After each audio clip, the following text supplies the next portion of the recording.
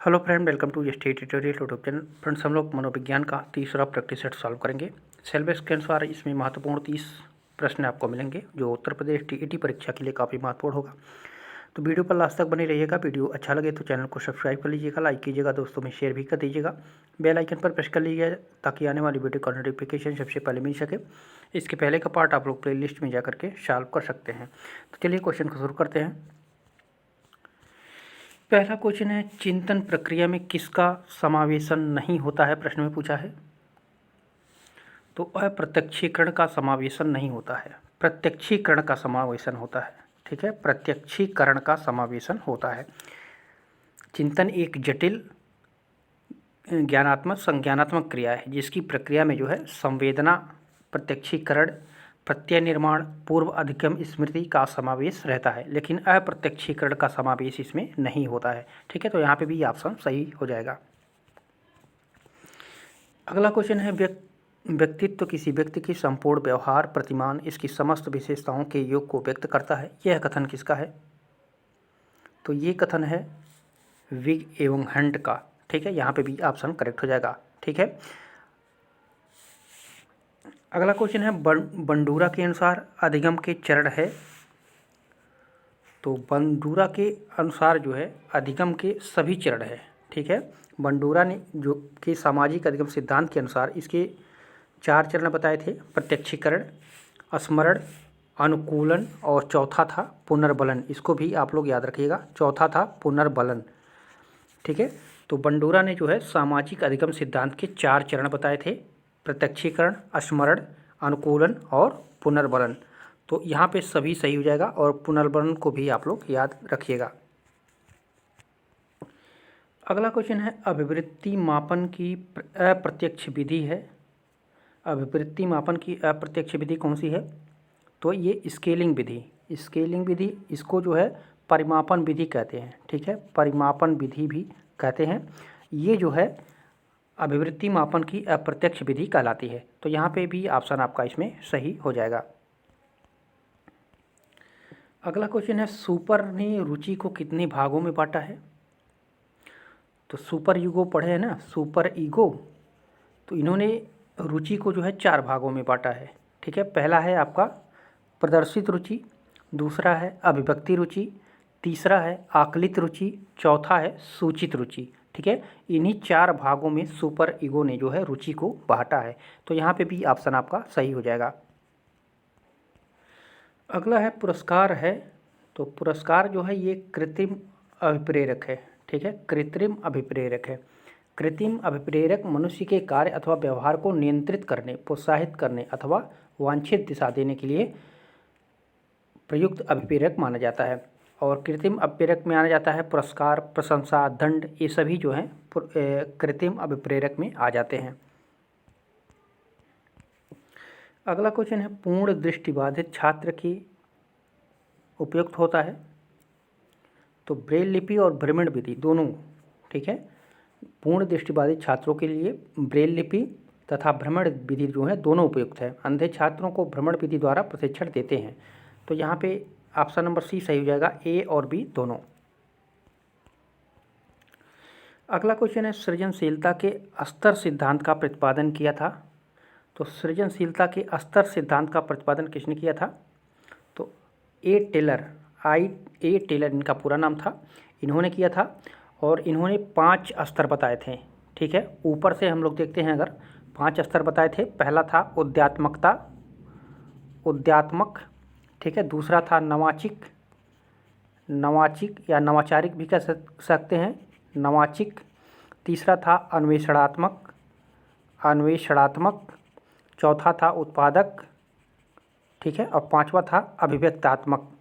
इन्होंने 5 स्तर के सिद्धांत बताए थे सृजनशीलता के लिए। ठीक है, ये ऊपर से है और निम्न स्तर से कह सकते हैं, तो नीचे से इस तरह से भी कर सकते हैं।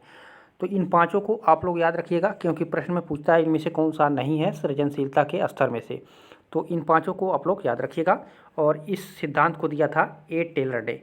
ठीक है, तो यहाँ पे ए ऑप्शन आपका सही हो जाएगा।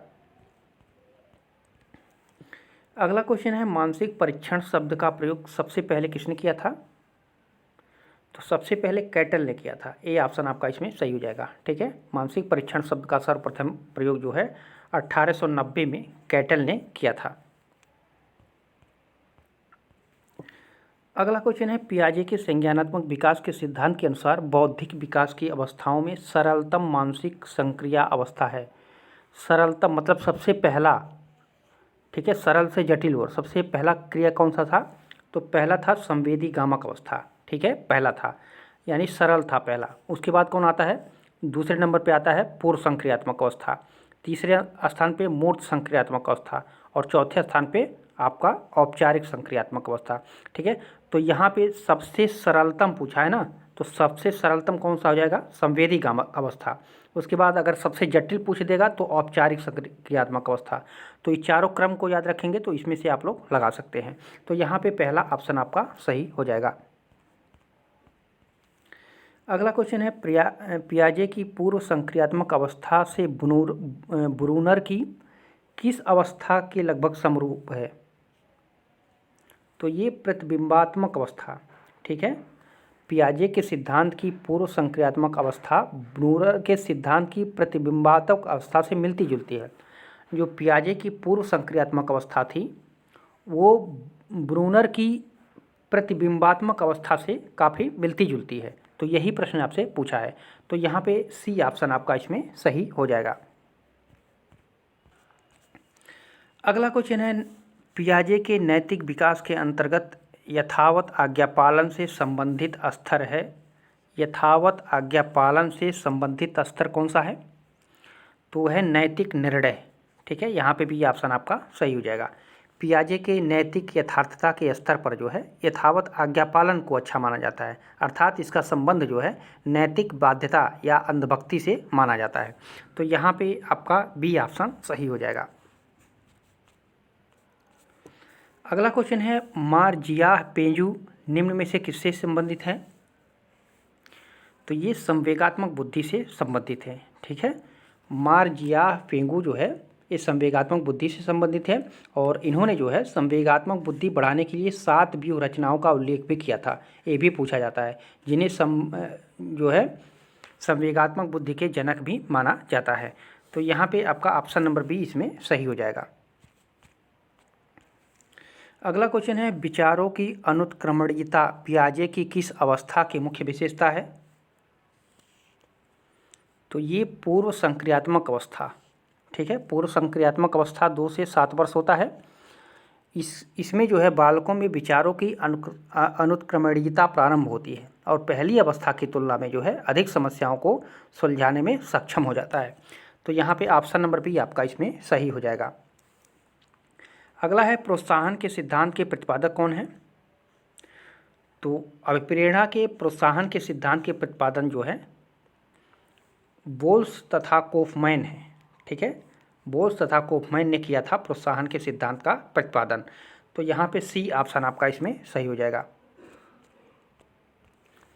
अगला क्वेश्चन है, पहले संवेगात्मक व्यवहार होता है तत्पश्चात संवेगात्मक अनुभूति, यह संवेग के किस सिद्धांत के अंतर्गत आता है?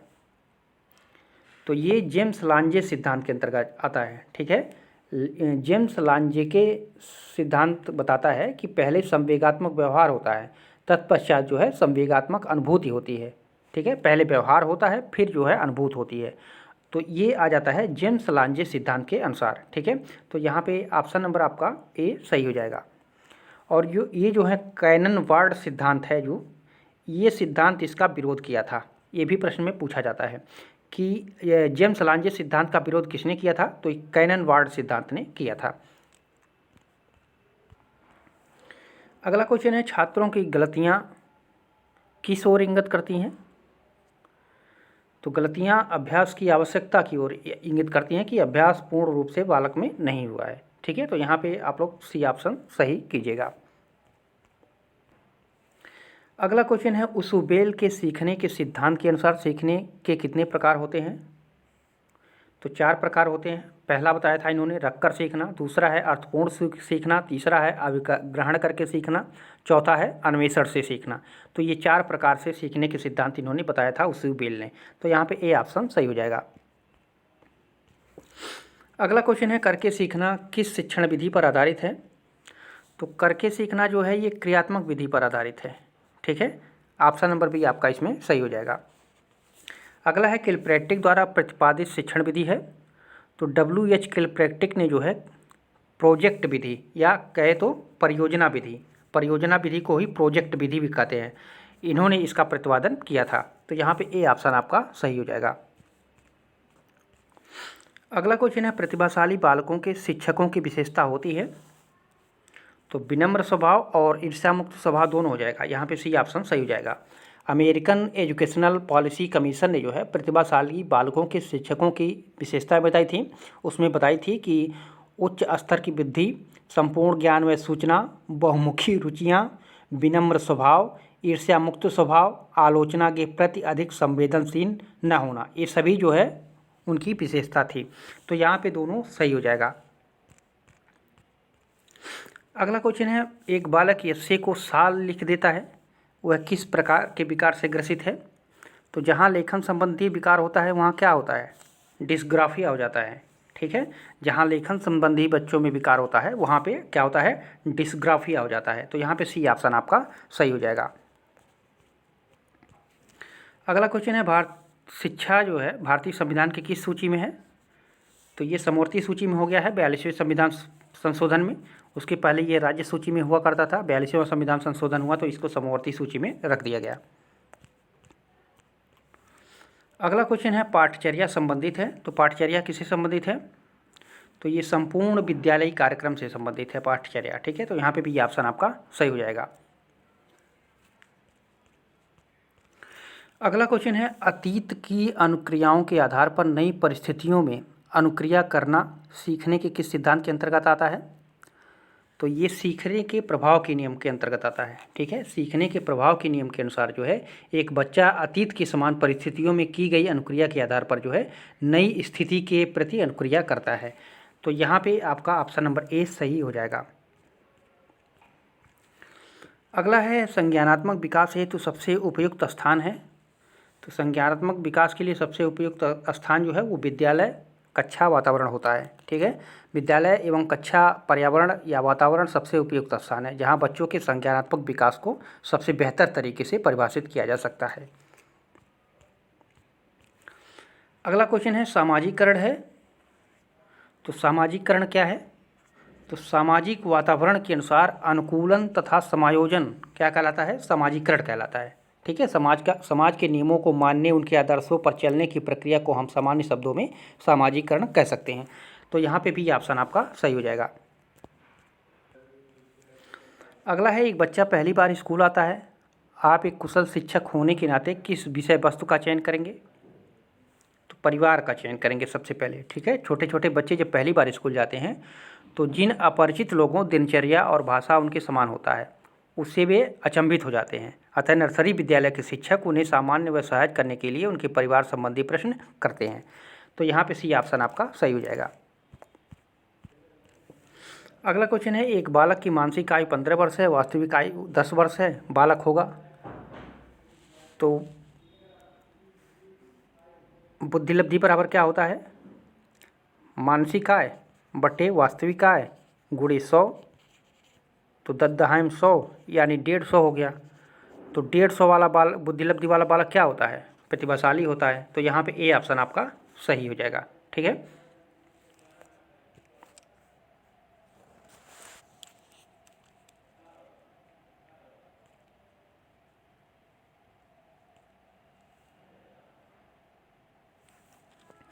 अगला है भाषा कौशल का सही क्रम है। तो भाषा कौशल का सही क्रम क्या होता है, सुबु पाली होता है ना, ट्रिक जानते होंगे। सुबु पाली सुनना बोलना पढ़ना लिखना, सुबु पाली। ठीक है, सुनना बोलना पढ़ना लिखना।